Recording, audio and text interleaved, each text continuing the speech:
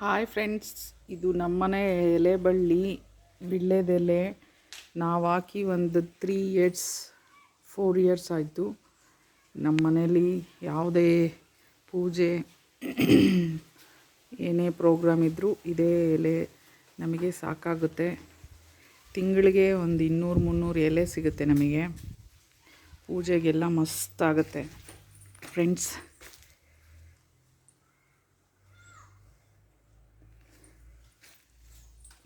ಇದು ಆಯುರ್ವೇದಿಕ್ ಮೆಡಿಸಿನ್ಗೂ ತುಂಬ ಯೂಸ್ಫುಲ್ಲು. ದಿನಾ ಎಲೆ ಅಡಿಕೆ ಹಾಕ್ಕೊಳ್ಳೋದ್ರಿಂದ ನಮ್ಮ ಡೈಜೆಸ್ಟಿವ್ ಸಿಸ್ಟಮ್ಮು ಚೆನ್ನಾಗಿರುತ್ತೆ.